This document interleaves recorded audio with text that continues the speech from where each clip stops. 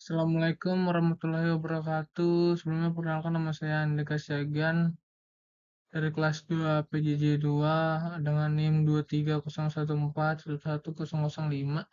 Di sini saya akan menjelaskan tugas infrastruktur tentang prinsip perencanaan pelabuhan. Rangkuman. Yang pertama itu perencanaan dan perancangan pelabuhan. Yang pertama itu menentukan tujuan dan sasaran pembangunan pelabuhan. Yang kedua itu prediksi untuk lalu lintas pelabuhannya. Yang ketiga itu pengolahan data. Di sini pengolahan data juga terbagi menjadi eh, menginventarisasi asal dan tujuan barang berikut rute pelayarannya. Ada juga klasifikasi jenis barang, membuat tabulisasi jenis barang, membuat grafik dan kecenderungannya, periksa dan pisahkan lonjakan dan bersifat sementara. Review pengaruh pasar pada trafik dan kecenderungan teknologi. Juga perkiraan pertumbuhan trafik pada produk domestik regional bruto atau PDRB. Yang terakhir ada pertimbangan pertumbuhan lokasi, pengembangan industri dan manajemen.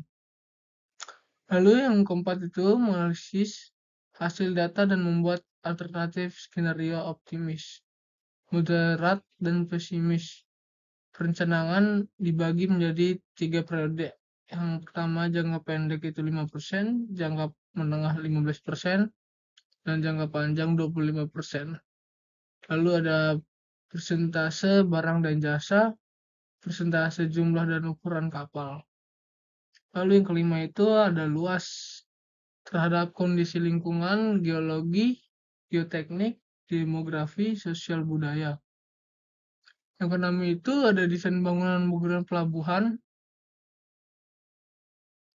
Yang ketujuh itu ada analisa ekonomi atau kelayakan inventaris.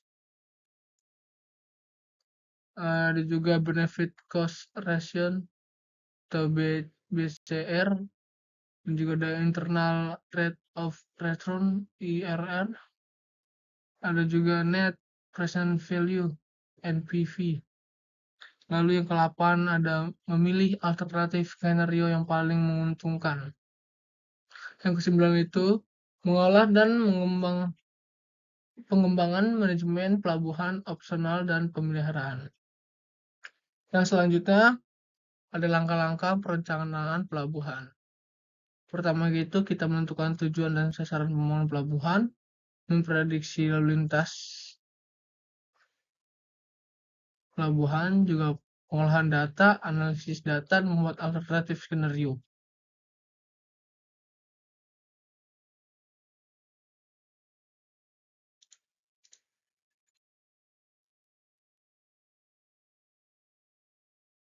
Eh, yang selanjutnya itu perencanaan jumlah terminal dan prediksi volume penumpang pelabuhan. Yang pertama itu adalah kebutuhan ruang pada terminal penumpang. Untuk perhitungan luas terminal penumpang didasarkan pada gerakan dan pada jam sibuk dengan mengasumsikan kebutuhan ruang untuk setiap penumpang dengan barang bawaan sebesar 1,2 meter persegi. Untuk keadaan tersibuk, jumlah penumpang diasumsikan 2 kali dari jumlah penumpang pada hari biasa, bulan, dan tahun. Untuk area terminal penumpang perlu disediakan fasilitas-fasilitas untuk kebutuhan penumpang, antara lain ada kamar kecil atau toilet, ruang satpam atau informasi, juga ruang penimbangan barang bawaan dan cafeteria. Selanjutnya adalah kebutuhan ruang pada terminal penumpang.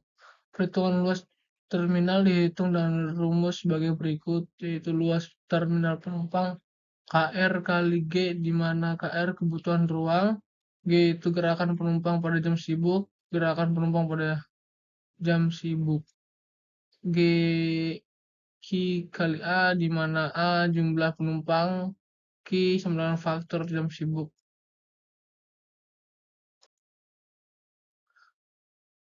Selanjutnya itu ada teknik peramalan penumpang.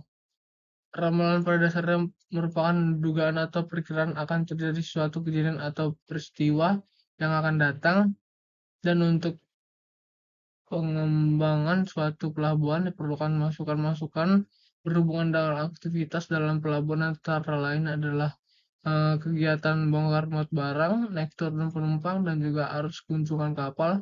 Yang akan terjadi dalam penulisan ini dibagi 3 metode sebagai berikut. Ada metode regresi linier persamaan umum, ya sama dengan A tambah Bx.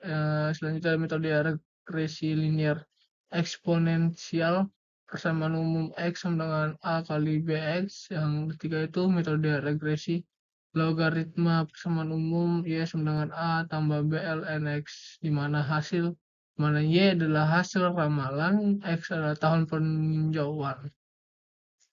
Yang selanjutnya adalah fasilitas pelabuhan ikan. Sebagai negara yang memiliki potensi yang sangat besar dalam bidang pertumbuhan laut dan juga kemaritiman, pelabuhan adalah fasilitas vital yang harus dimiliki Indonesia melalui Kementerian Perhubungan sebagai jenis-jenis pelabuhan perikanan dalam beberapa kategori, yaitu ada pelabuhan perikanan kelas A, ada pelabuhan perikanan kelas B, kelas C, dan juga kelas D.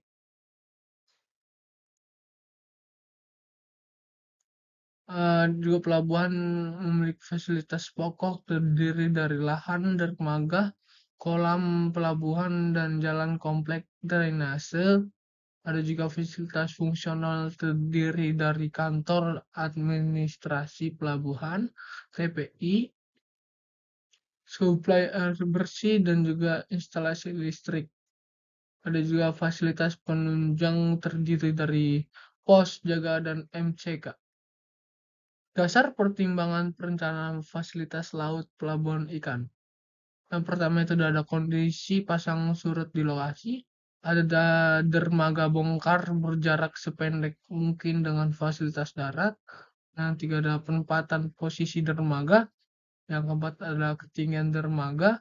Yang kelima, panjang dermaga disesuaikan dengan kebutuhan kapal.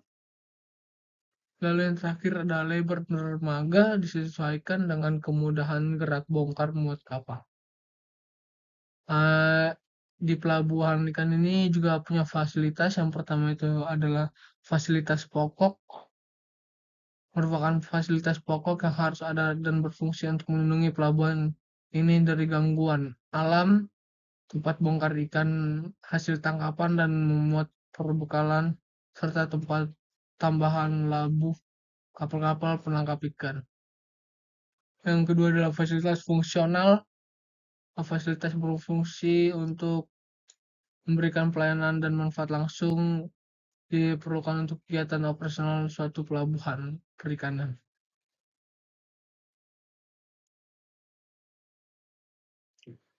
Ada juga fasilitas pemasaran dan distribusi hasil perikanan, tempat pelelangan ikan, pasar ikan, gudang keranjang. Ada juga fasilitas perbekalan atau tangki BBM dan dispenser dan tangki air. Ada fasilitas pemeliharaan atau perbaikan, ada fasilitas pengolahan, ada kantor, ada balai, dan juga internet. Lalu yang ketiga itu adalah fasilitas penunjang. Fasilitas penunjang merupakan fasilitas tambahan yang diperlukan untuk mendukung kegiatan pelabuhan perikanan. Fasilitas penunjang terdiri dari perumahan, wisma tamu, tempat ibadah, kantin, tokoan, sarana kebersihan. Ada juga fasilitas laut, yaitu dermaga. Untuk fasilitas darat itu terdapat 5 zona. Fasilitas darat yaitu zona pelelangan ikan, zona pemukiman, zona perkantoran, dan sosial zona perbekalan. Lalu untuk materi selanjutnya, fasilitas pelabuhan barang. Merupakan pelabuhan yang khusus digunakan untuk mengangkut dan menurunkan barang. Setelah diturunkan dari kapal, barang akan disimpan dalam gudang terbuka sebelum akhirnya dikirim ke tujuan Sebaliknya, ketika akan diangkut, barang tersebut akan dikeluarkan dari gudang penyimpanan. Selanjutnya, saat kapal pengangkut datang, kapal ini akan membawa barang sampai tujuan. Pelabuhan ini mempunyai dermaga yang dilengkapi dengan fasilitas untuk bongkar muat barang seperti ada dermaga harus panjang dan mampu menampung seluruh panjang kapal sekurang-kurangnya 80%. Lalu ada pelabuhan barang harus memiliki halaman dermaga yang cukup lebar untuk keperluan bongkar muat barang dan berfungsi untuk mempersiapkan barang yang akan dimuat ke kapal. Em, ada juga muatan lepas, bulk cargo, yaitu barang yang dimuat tanpa pembungkus seperti batu bara, biji besi, minyak, dan lainnya. Ada juga peti kemas, juga mempunyai rasion di belakang halaman dermaga. Dan yang terakhir itu memiliki akses jalan maupun halaman untuk pengembalian atau pemasukan barang dari gudang. FCL itu Full Container Load. Artinya kontainer sudah diisi penuh dengan muatan sehingga bisa memberangkatkan dengan turn CY penuh atau penuh. Di sini dalam tanda kutip karena walaupun misalnya tidak penuh tetapi pemilik barang yang ada dalam kontainer hanya satu orang dan menghendaki kontainer diberangkatkan tanpa ditambah muatan, maka kontainer tersebut juga disebut FCL. Ada juga LCL atau Less Than Container Load.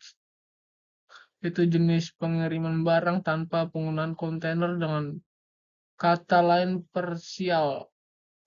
Jika kita menggunakan jenis pengiriman LCL, maka barang yang kita kirim itu ditujukan ke gudang penumpang dari shipping agent, lalu dari pihak gudang tersebut akan mengumpulkan barang-barang dikirim LCL lain dengan penemuan kuota untuk di loading atau dimuat ke dalam kontainer.